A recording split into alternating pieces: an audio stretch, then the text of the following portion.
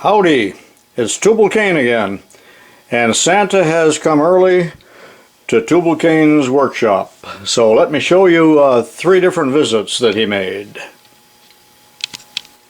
Several months ago, a man by the name of Will Fernandez emailed me, and he is the president and CEO of the Dumore Corporation. And they have quite a nice website. Be sure and check that out. But Dumore is the premier maker of tool post grinders and hand grinders and several other industrial products, including custom-made motors and drill motors and things like that. And even a little precision drill press, which I have shown you, I think, in other videos.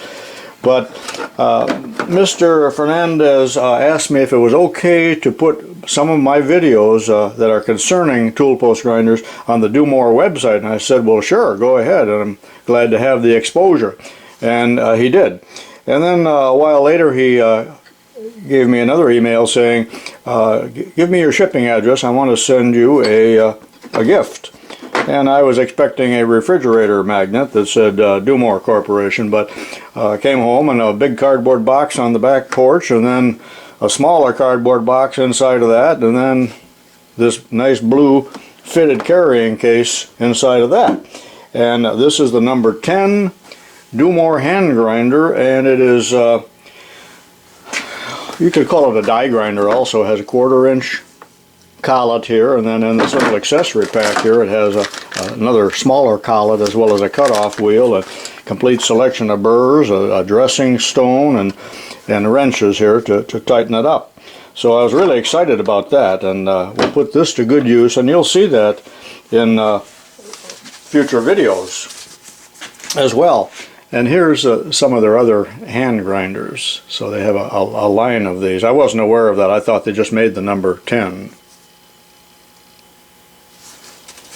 Now, I already have here, I already owned for many, many years, 2 of these. These are Dumore products also. You can still see a little bit of the Dumore label on this one, and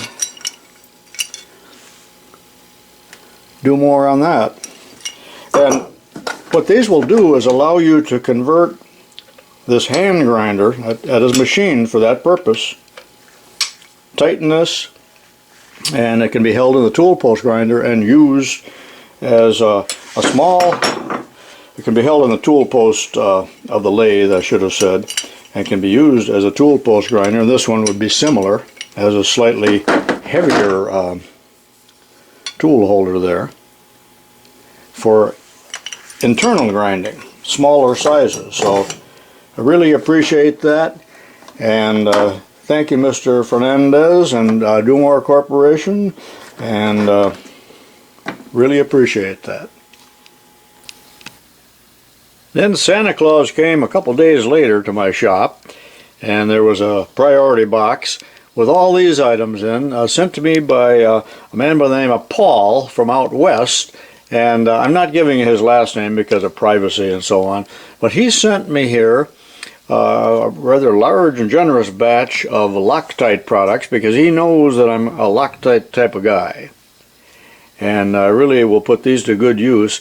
And the reason that he donated these was because they are outdated, and he worked someplace where they were very strict about the dates on the packages, so most of these boxes containers are about full yet. Some are rather, this one even says expired on it, and there's not too much in that one. But remember that even when a container of Loctite is brand new, it isn't full, it's only half full, because if they were to fill it to the brim, it would harden, because remember, this is an anaerobic.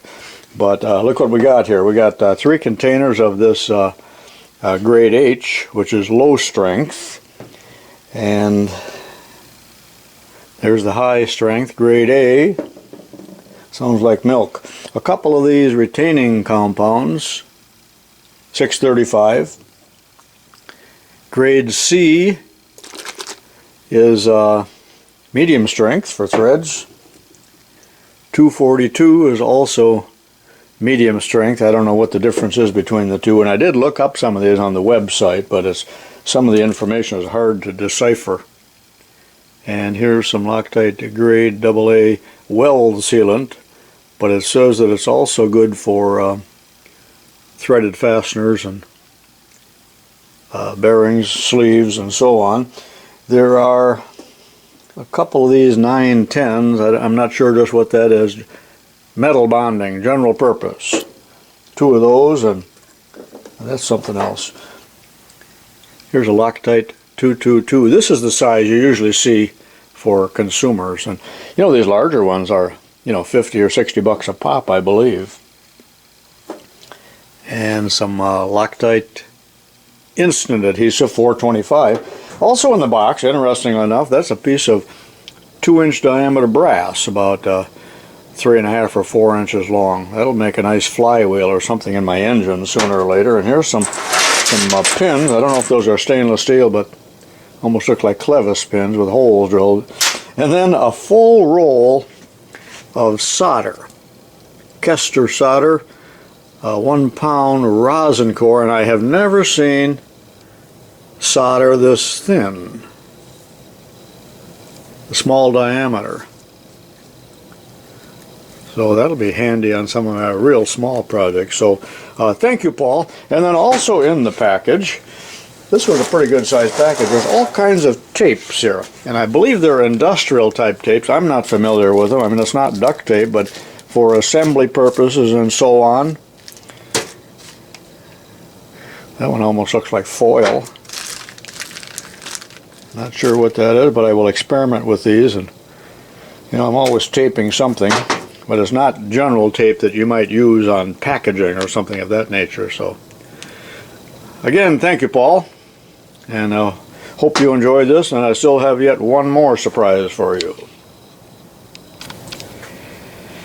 And then from David, an internet friend of mine from down in St. Louis way, sent me a couple boxes, and the postal lady came to the house and she could barely lift these, and these are the priority containers. You know, you can put as much weight as, well, up to 70 pounds in these, but as you can see, the containers really took a beating, but arrived safely, because I mean, how could you damage these?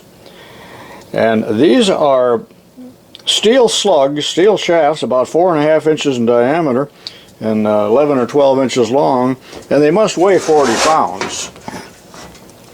And David said that initially he put both of them in one box and went clear to the post office. Well, now you got close to 100 pounds, and they rejected it. They couldn't even get it up on the scale, and he said that the lady said no, maximum was 70 pounds, and so he had to take them back home, repack them into 2 containers. So there's some nice flywheels or something. When I get to making something larger, I hope my saw will cut something like that straight. It looks like somebody had their way with this one with a cutting torch and maybe gave up or something.